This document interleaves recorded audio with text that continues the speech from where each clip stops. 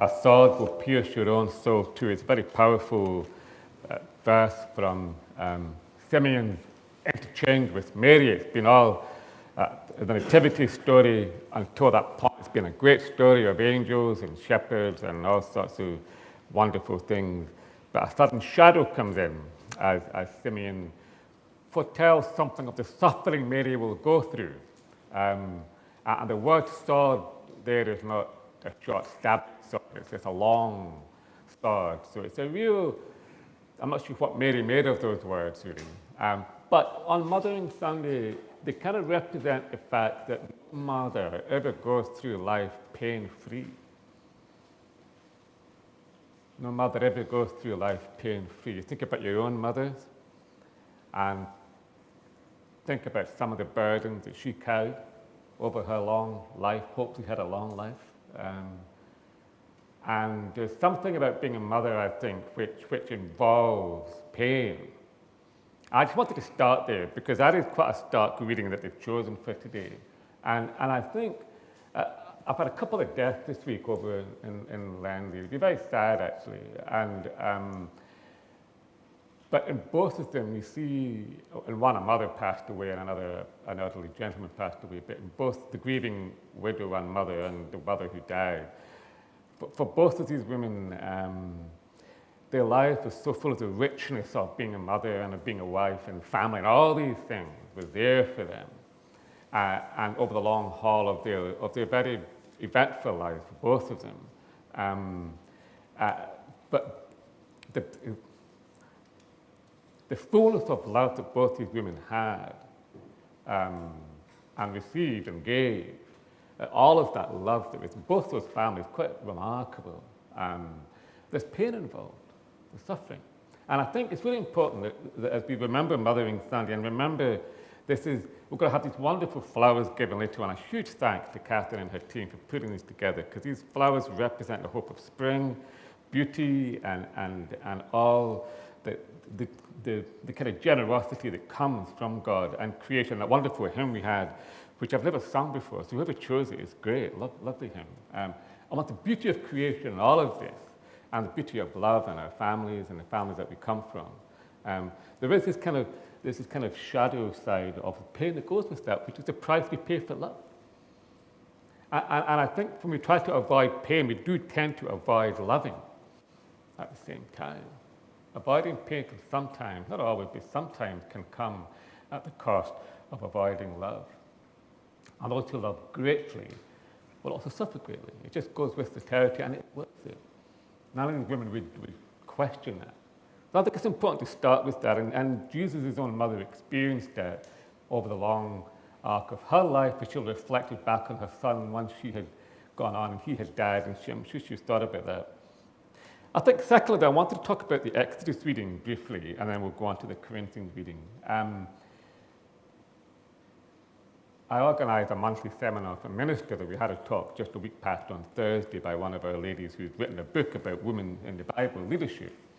And she talks about the two Egyptian midwives, well, the Hebrew midwives in Egypt, and the previous passage to this one in Exodus, whose names were Shiphrah and Puah.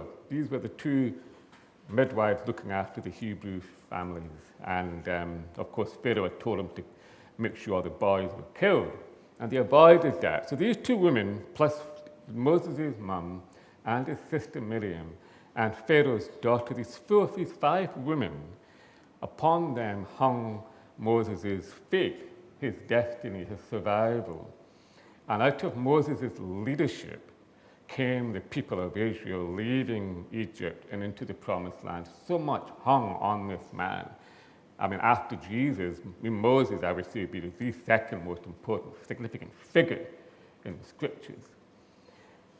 And over and against a very powerful, dominating, really subjecting power of Pharaoh, trying to destroy life, trying to control.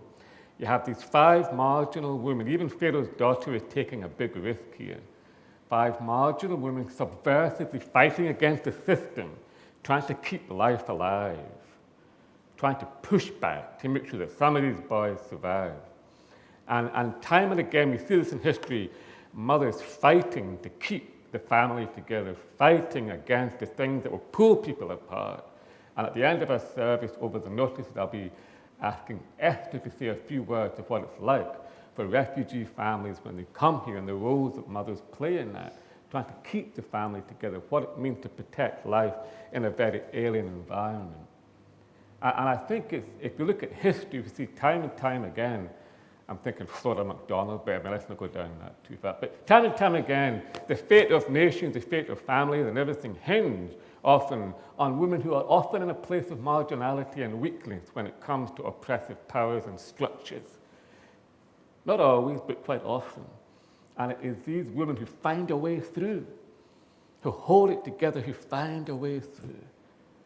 And we could perhaps even think back to our own mothers who maybe at times of real pressure and stress in the family, who held it together, who found a way through, whether that was financially, getting an extra. I still remember Sadie Ellis, who passed away a couple of years back, and I think Sadie had about 3 jobs at one time at one point, just trying to keep things together, you know? Remarkable woman. And we had the one-day prayer service here, and I was on a table with 4 or 5 ladies from Cadder, all who came from Springburn originally. And they're all swapping stories all about their mums. You know, it's amazing. Robust women who keep the show on the road, as this story from Exodus shows again. So first of all, motherhood involves that sense of pain that comes with love. Secondly, they're subversively pushing back against the things that will pull apart and destroy. But finally, here in 2 Corinthians, we have this reading of Paul's, where in the space of 4 or 5 verses, we have the word comfort mentioned 9 times. The old word is consolation. Consolation. It's a wonderful word. It's a richer word than comfort, but we can live with comfort as well. And that sense of when, I was looking at a dictionary for this, when you've suffered pain or disappointment or loss, that somebody consoles you, or somebody comforts you.